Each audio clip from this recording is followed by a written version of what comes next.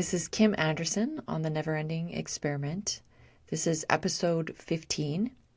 I'm going to be talking about religion today. Religion is obviously a huge topic, and a lot of people have very strong opinions and beliefs.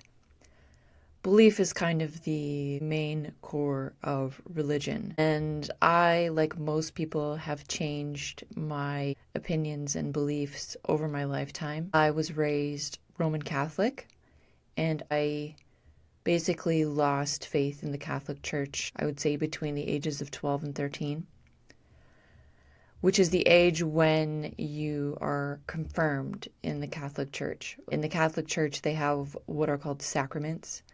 Most religions have some version of this, which is basically the big events in your life. So the sacrament of confirmation was where I parted ways with the Catholic Church, and I was coerced into confirmation. I did not want to be confirmed because it's supposed to mean that you are old enough to make the decision to continue in the church. And I was old enough, and I decided not to, and my opinions and my wishes were not respected. So what I did is during the confirmation, you're supposed to say the Apostles' Creed in the church, which is basically, I believe in God, I believe in this, I believe in that. And you go through this list of what the official Catholic beliefs are. So I said it, but I did not say I believe. So that would make me an apostate. An apostate is someone who does not believe. Now, I have a very low opinion of most religions. For the main reason is just that, is that they try to control people's beliefs. I think we need to be able to believe whatever we want because it is an internal, subjective state to have a belief. We can all lie and pretend and go along with things, pretend to believe in things even though we don't. I'm sure everybody's done it at some point. And I think it can be very socially isolating when you don't believe things. Usually when you reject the religion that you were raised in, you can be ostracized. In some religions, you can even be killed or tortured or so on. Very bad things. Now, what caused me to lose faith in the Catholic Church was a little book that I found in the library at school called The Spanish Inquisition. The Spanish Inquisition was basically around the time, actually, when Spain was sending their ships to the Americas. And basically, they were trying to get rid of everybody who was not Catholic and either convert everyone to Catholicism or kick them out or kill them or torture them. The tortures of the Spanish Inquisition are legendary and terrifying. So as a 12-year-old, or 13, I'm reading this book just blown away by how horrible it was. And this was the Catholic Church that I was told was so great. The Catholic Church that's teaching me to be a good person, here I'm finding out, is responsible for torturing millions of people over quite a long period of time. And the Inquisition spread not only to Spain, but also to other places in the Americas. And the other side of that, what was happening a little bit before, maybe during and after, and I don't know the exact dates, but also witch burning. So witch burning was more focused on getting rid of sort of the pagan ancestral religions that were there before.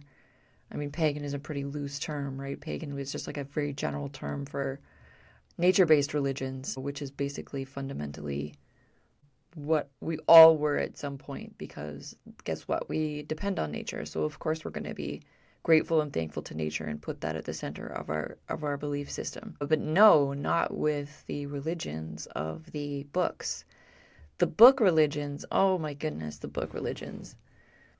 Religion basically took these sort of spiritual traditions and turned them on their head and put them into book form. I kind of see religion now as sort of a technophilia because books were sort of the advanced technology of their time. If you can imagine living in a world where there was no writing and it wasn't something normally used, and then someone comes along with this book full of writing, full of this strange code, and they can read that code and turn it back into language, and it has all this meaning. It's a very mysterious process, a book. So I think that just the fascination with books is what led to book religions. And basically, I see it as a scam. Right now, most of our world is completely dominated by book-based religions. There are over 150 states and regions that are primarily Christian. There are over 50 that are majority Muslim, and there are 8 majority Buddhist, 3 majority Hindu, and only just a small number of folk and unaffiliated majority countries. So we have the vast majority of the world controlled by Muslim and Christian people that are basically worshiping a man or men and books. Very weird. And I apologize, I left out Judaism. Of course, there is one Jewish country. And if you look at the secondary religions that have over 10% of another religion, there are still dozens more secondary Muslim countries and dozens of secondary Christian countries and quite a number of Hindu, Buddhist, and lots of unaffiliated. The unaffiliated group has grown quite a bit, and there are more of them as a secondary. Now, although most of the countries in the world are mostly Christian and Muslim, the two biggest, most populous countries, India and China, are not. So that's kind of interesting. So the power of Hinduism is still very strong. It's still got a very big influence. Now, Judaism and Hinduism came about in a similar time, and the similarities between them are that they are very patriarchal. Now, the beginning of these religions and the increase in patriarchy, I think, is directly connected. So you've got this sort of scam system where you convince people that this magical, amazing, holy book that has all the answers to life in it, and the answers happen to be that men are better than women. That's the core of most of them. And it's just very unsettling when you start to realize that these books were used as a tool of patriarchy and colonization. Because when you can mass produce a book, you can use that as a weapon because you have this mysterious, magical book and going to these cultures that don't have any books. You're like, well, this is the best, most holy book in the world. It's so great. And it's mostly incomprehensible. And it's about a bunch of stories about people told in a way that would probably get rejected by most newspapers or journals today. I think it would be a hard job to try to get the Bible or the Quran or any of those books published today if they hadn't already been made, because they're so below the standard of what a regular book would be. They would probably be self-published. They wouldn't be acceptable by most major publishing companies because they're self-contradictory and they're really bad history is basically what they are. Now, our whole definition of history is book-based history. So we consider prehistory to be before writing and history to be after writing. So when they started to document stories. So somehow this history obsession turned into religion. Now, of course, this is my theory. All kinds of people have all kinds of different ideas about what and why religion has come about. It's not that easy to figure out because we are complicated. And the fact that we all have different opinions, even about why religion is wrong, and you have so many differences of opinions within religions about why religion is right, should show you that this is an extremely subjective area. Our beliefs are so personal and so based on our own experience. And what religion does is it tries to deny your experience completely and say your experience doesn't matter. The only experience that matters was this guy in the book and God. Now, of course, Hinduism is not a monotheistic religion. Most of the book religions are monotheist. It's all about these really, really mentally unbalanced and violent men smashing and destroying the previous religions that were followed by the women. Now, there's tons of evidence to show that prior to these religions, there was a lot of matriarchy, matrilineal, different ways of seeing it because we don't know exactly the specifics. Part of the reason we don't know much about those cultures is because they were purposely vanquished violently and their intellectual knowledge was attacked and in many cases burnt. And they got rid of the oral tradition by killing people. They killed lots and lots of people.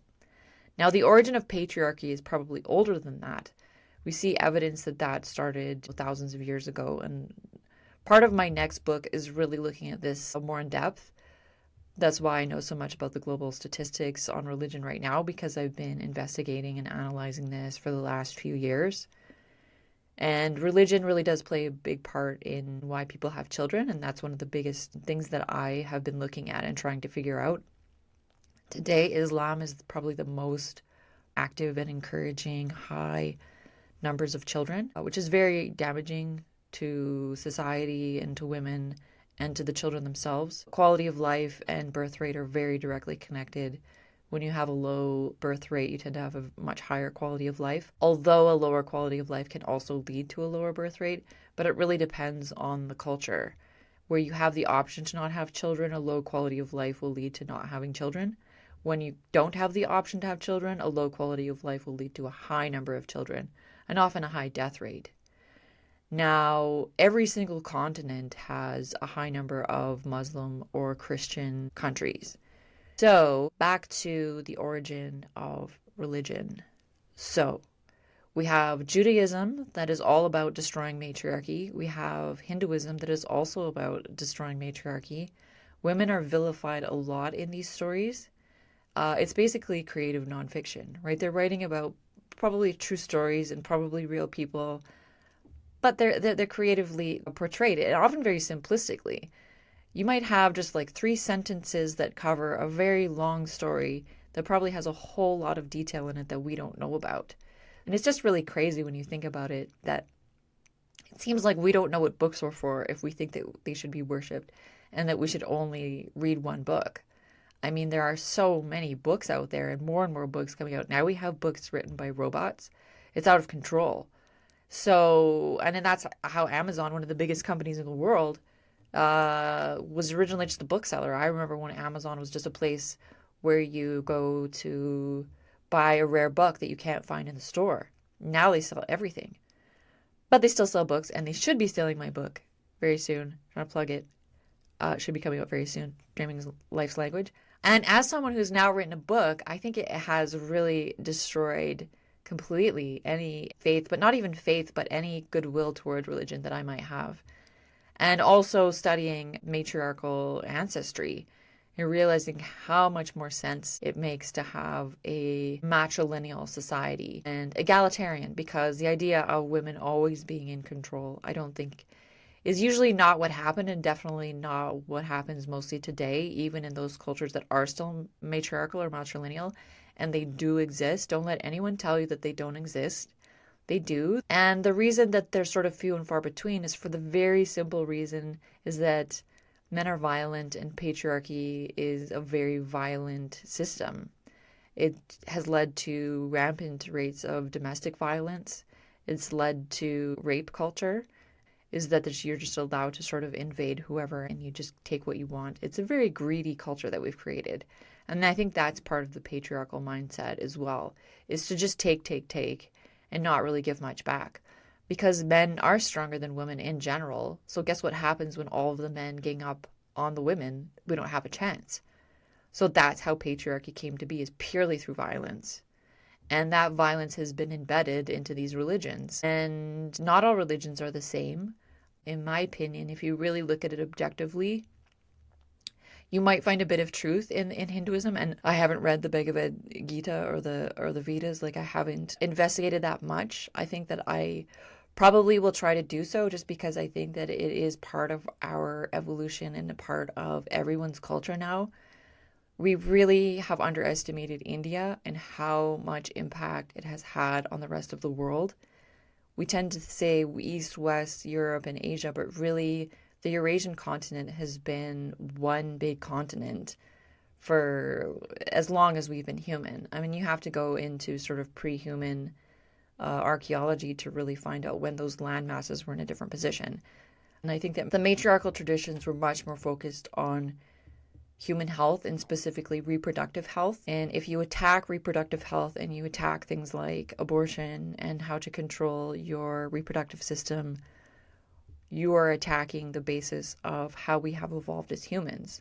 A lot of the evils of patriarchy, which you can see, and they're encoded into these texts as well, marrying very young girls so they don't have a chance to develop or become their own person or become independent, the advocating for inbreeding.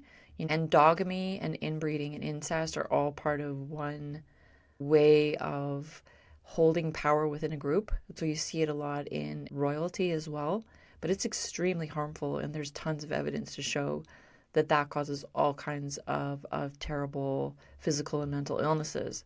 So that's well known, and yet religions promote that. Judaism promotes that. A lot of Christian sects have followed in the footsteps of Judaism. Islam is even more extreme. And the more that I've looked at the different cultures in the Middle East, almost all of them are inbreeder cultures. It is really shocking.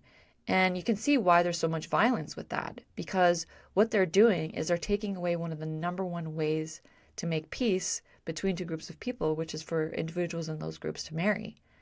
And it's ironic, too, that in the monarchies that they did do that. They did try to make peace within groups by marrying them, but unfortunately they used a coercive method for doing that, rather than just allowing it to happen naturally, which it generally does happen naturally. So you see a lot of the segregationist, apartheid, cultural ideologies that inevitably will lead to higher rates of inbreeding, like I said, which also lead to more mental illness. More mental illness leads to more religion, because religion really, really caters to just the bottom level intellect.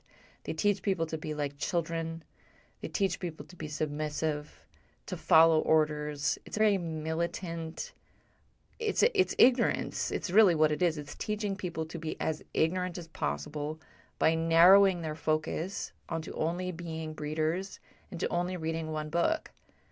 So a lot of really negative things are associated with religion.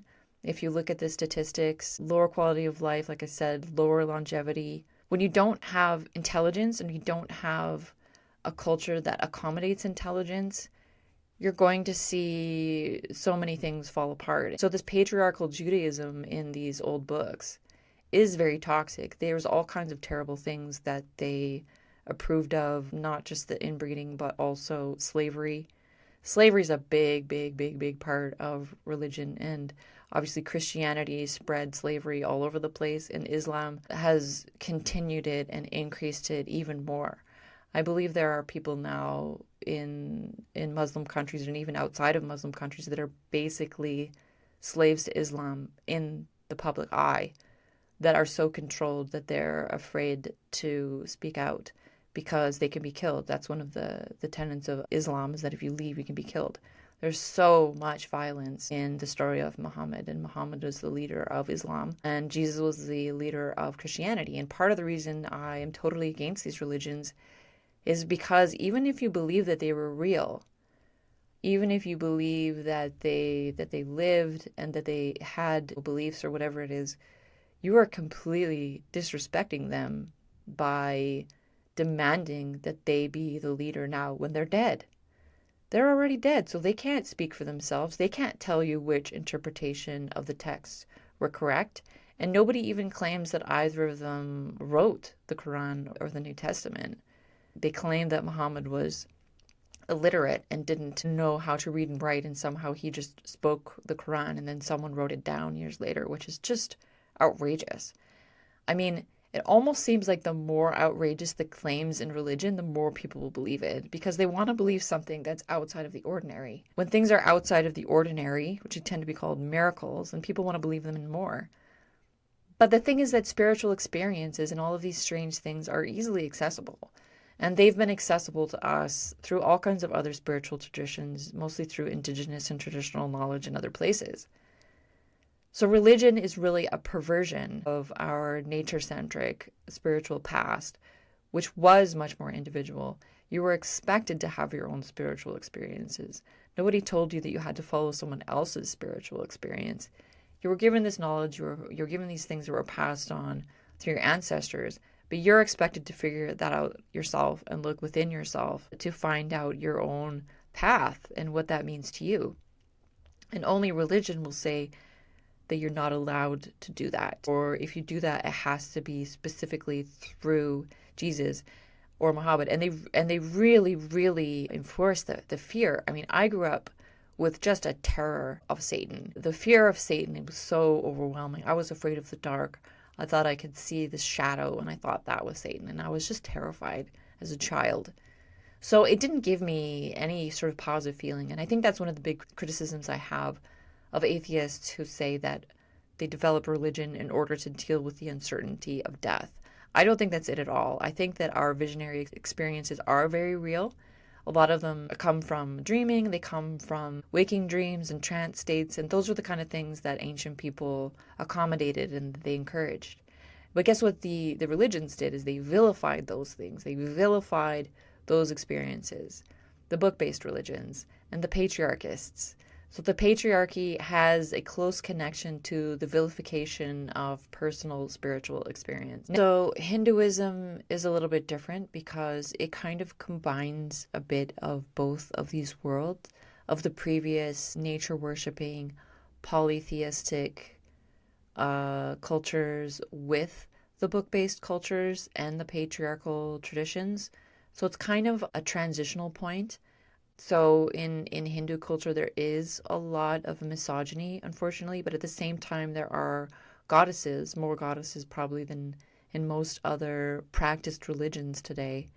So I find it kind of an interesting thing, which is why I'm probably going to investigate it more. The things that I like about Hinduism, I mean, I admit I love the art from a subjective perspective. You know, you've got these gods that are blue with all kinds of arms, and it's very symbolic.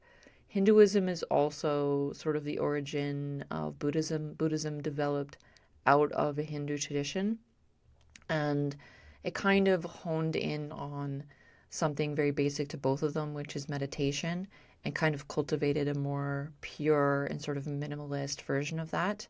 Buddhism is very minimalist, but I feel that Buddhism has the most to offer as far as the major religions go, because I believe that most of the experiential aspect of that is accessible to all. There are Buddhist camps. I did go to a Buddhist camp a couple times. I did Vipassana, which is very minimalist again, but at the same time, it's very focused on feeling and feeling your own self. And I think that that is very important. That's also a big difference with indigenous spiritual traditions. So the indigenous religions are also very much about experience, like I mentioned. And even people that are non-religious will often do things like I did, like go to a meditation camp or learn about other spiritual traditions.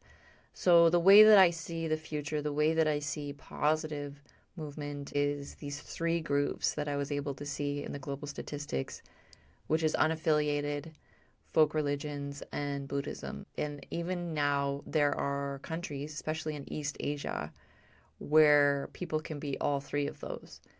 And I think that's really important because I think what's happened is that we have mixed up the idea of cultural identity with belief. And I think that that's a really, really bad move. And so basically, it's taking away your sort of natural tribal instinct to belong to a group, usually through your parents. And pretty much every culture has some version of that where you can join the culture in some way. And a lot of that is sort of full of confusion today because we're globalized. So all kinds of blurry lines are all over the place. And I think the separation of culture from religion is so important because I feel now that religion is essentially anti-cultural. So it obliterates those details and those traditions and it replaces them with this sort of mass-produced, this amazement at a book that are really, really bad. I mean, the Bible's bad. It's bad. And the Quran is bad. I tried to read the Quran around 3 times, and I couldn't get past the first chapter because it's just so arrogant and it's just so nasty. It's very hateful. And the Jewish texts are also very hateful. They're all about separating people from each other. We're the best. Everybody else sucks except us. That's the basis of it. The God that they describe in there is a very violent God. So if you look at these other traditions, if you take away culture from religion, there's really nothing left. If you take away art from religion, there's just invisible entities. A book is a work of literature. It's a work of art. A building is a work of architecture. It is also a work of art. The songs that you sing, the dances, these are all part of culture. So religion or cults are kind of like a deficient form of culture. Culture is culture is a bunch of different things. Religion is always about believing you are part of this other larger culture that's supposed to be superior, and it's almost always directly connected to colonization. Islam and Christianity are by far the most colonial religions and groups on the planet. Things like slavery, sex slavery specifically, which has just totally destroyed the status of women and turned them into breeders. Muhammad, well, he had all kinds of visions, and he killed all kinds of people, and he advocated for rape and slavery. He was very much pro-slavery. And what did Muhammad do in his vision? He went and cut the moon in half. Can you imagine? He claims to have cut the moon in half. That's shocking. So again, Judaism is about the destruction of matriarchy. Islam is about the destruction of matriarchy. It really is about women hating. Now, Jesus is a little bit different of a story, just like Buddhism is a little bit different story. And there are a lot of people that believe that Jesus learned a lot about Buddhism in his life and that influenced him. There are a lot of connections between Buddhism and Christianity. And part of it is that, and part of it is why people worship Jesus, is that he seemed like a pretty good guy. Like, he was definitely nuts, but he didn't hurt anyone. He was very, very, very pacifist. And that's also something that you find a lot in Buddhism. And why you see it in the statistics too. Like, it's amazing when you see the teachings of religion actually show up in the global statistics. That women have a higher status in Christianity, especially in a lot of the Roman Catholic traditions, because they still worship the Virgin Mary. Now, there are people that believe that these visions of the Virgin Mary were actually a vision of our female ancestor of humanity, that these visions go back and they're a part of our DNA, that we see this woman and it could be the same woman, and it's not really Mary. Now, who knows? I'm not really sure. I'm not an expert on that. But the fact that there is still a woman involved in that religion, but similar to Hinduism, a patriarchal mindset was still very dominant, even though that women are at least given sort of a nod, which we don't find in Judaism or Islam. And the Sikh religion is also very anti-female. You know, when I was looking at the statistics for India, where abortion of female fetuses is very common, I was expecting to find that mostly in Islam, but actually the religion that kills the most female fetuses is actually Sikhs. That's the Sikh religion. And Sikhism also developed from a Muslim and Hindu context. So pretty much all of the religions developed out of some other cultural context. So if you base your culture on a hateful, vengeful God, you can't really be surprised when people hate you back. It kind of makes sense. Like, most people don't hate Buddhists.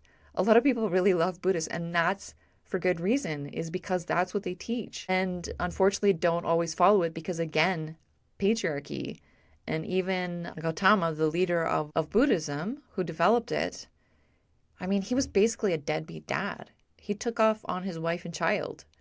He was a spoiled prince that just was like, they just couldn't handle it. It's sad, but some people have a really good life and they can't handle it because they don't know why they're here. And I think the desire to know why you're alive is one of those things that pulls people to religion and pulls people to the belief, because it's hard to be a human with an advanced intellect and not know why the hell you're alive. But that's just something we all have to deal with. That's something that we can't really solve. But the desire to solve it is still there. And I think that desire just comes from the decisions that we have to make in life. And I think a lot of people are just lazy and insecure. And so they look to someone else to give them answers on how to live their life. And because culture and knowledge is so vast, we expect to find that from other people. But guess what? You're you and you're only you, and your experience will never really be like anybody else's. When I was having a lot of weird spiritual experiences and that kind of thing, I really looked to someone to try to clarify what it meant. And I realized that's not their job. That's my job. I am the only one that can figure that out. And you are the only one that can figure out your own experience. Not Muhammad, not Jesus, not Abraham, not Buddha, not anyone else. Not your mom, not your dad, not your priest, nobody else. So that's the thing, is like, you really can't know those things. So you have to take a bit of humility to understand you're never going to get there. And that comes back to the biggest problem that I have with a lot of these religions is their focus on faith. Even the way that we talk about religion, a lot of people will say people of different faiths. Well, you don't need faith at all. And in fact, faith is an impediment to scientific advancement. The whole basis of science is doubt.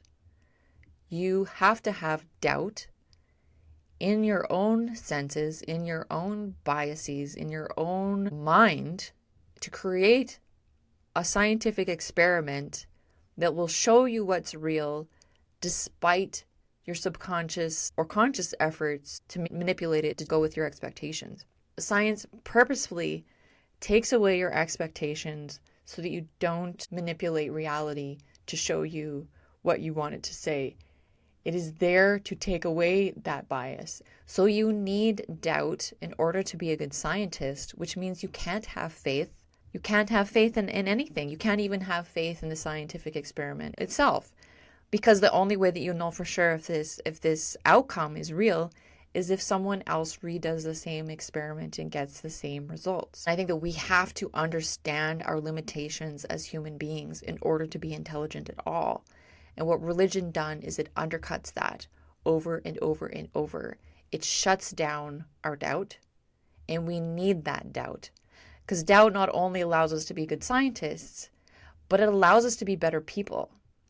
Because when you are more doubtful of what you're doing, you're not going to impose yourself on someone else and force them to do something that they don't want to do because you've told yourself that you think that you're right. And a lot of the other parts of religion that I think are really contentious are the focus on abstract ideas, feelings, nouns, love, peace. What is peace? What is love? For some people, loving your children means caring for them, holding them when they cry, giving them the food that they need, helping them out with their difficulties. For other people, loving your child means beating them, means yelling at them when they do something wrong, means being really, really strict and not letting them hang out with their friends and not go to parties. That's what they think love is. Because an abstract word like love can be twisted around in so many different ways. As human beings, we are complicated and we're very rarely consistent. There are so many different religions, even though they have these patterns, they're still different. So there's still something going on in our cultures that are pushing us this way and that way and trying different things and being different ways. I am very much for unaffiliated, folk, Buddhist side of things. I'm not pro-Buddhist. I just think that Buddhism has teachings within it that are helpful for everyone that can be used, and you don't have to be Buddhist. In fact, I don't think you should be Buddhist. I don't think anybody should be Buddhist. And I'm not pro-monastic, and I've had this urge to try the monastic lifestyle, and I understand that urge to simplify, to go within, to just get rid of all this chaotic culture and all this crap around us and just really simplify. But I think that's also dangerous. I don't think societally that's positive. I don't think monasticism is a positive long-term way to live. I think in a short term it can be helpful. And it starts telling people to simplify. Well, it depends how complex your life is to start with. Some people don't have much. If you're a poor person that doesn't have much, don't tell them to simplify. Don't tell them to throw their stuff out. They don't have anything. So I'm not in line with the minimalism involved in that. I'm just saying that I think that there are teachings within Buddhism that are important for us to learn because they have led to positive consequences and they can be experienced by you as an individual. I'm against Christianity and Islam, as I said, and Judaism. As far as religion goes, I think it's got to go to the scrap heap because Abraham himself was a nut job. I mean, he was an evil man. And that's the thing, is that religion actually does the opposite of teach morality. It teaches a lack of morality. Because the average person today behaves in a better way than the people did in the Bible and the Quran and the Torah. They behave better now, most people. So if these religions are teaching you that this guy that was worse than the average person, and you're supposed to follow them for your moral teachings, that doesn't make any sense. And even Jesus, he thought he was super, super special. So why would you follow him if he's supposed to be so special? then you shouldn't be imitating Jesus, right? And that's a whole other line of Christianity. That's like the Protestant religion where they know that you're never going to be like Jesus, so you don't even try. You're just like, I'm just going to use Jesus as a scapegoat and say that I can do all these bad things and it'll all magically disappear if all I do is believe that Jesus was great. It's stupid. It's just stupid. I'm sorry, but wake up. This doesn't make any sense. What if Jesus hates you? What if Muhammad doesn't want anything to do with you? What if all they want is to rest in peace for eternity? I think that's what they want. I genuinely believe that it is total disrespect for Muhammad and Jesus to be Christian and Muslim. I think it's completely evil. I have had experiences with spirits, a bunch of different past life memories. I've had all kinds of spiritual experiences, and I've tried different things, like I said, meditation. Like, I believe that we should have these spiritual experiences, but what I'm saying is I don't believe that you should just go around imposing them, especially on children. I think children especially need to have spiritual freedom. So that's where I'm at now, is I now believe very much in spiritual freedom, and I do not believe in religious tolerance. Because religion, as I see it, is actually an impediment to spiritual experience. And I think that we become more intelligent people by becoming in touch with our spiritual experiences, by our inner visions and so on. So basically, the scientific element of spiritual understanding, I think, is a really, really good thing. And I think that actually science is showing us that there are a lot of really positive aspects to Indigenous culture and a lot of things that are very much in line with these sort of Buddhist practices. And I think if we separate our cultural identity from religion, then we are able to have a more full experience of our culture and we're not damaging it, because the fact is when someone converts, they generally will shit all over their ancestry and their previous culture. And I think that's really wrong. I think that you need to respect your ancestors, even if you don't agree with them. You don't have to follow if they did bad things. But we all have some ancestral culture. And so I think you need to acknowledge that that is a real thing and not convert to anything, because those conversions are based on an old cultural tradition that just got skewed into a belief system. And the outcome is mind control and dictatorships and fascism and a lack of intelligence. So how I see it now is that my spirituality and science are completely cohesive. It's not in contradiction anymore for me, how I see it.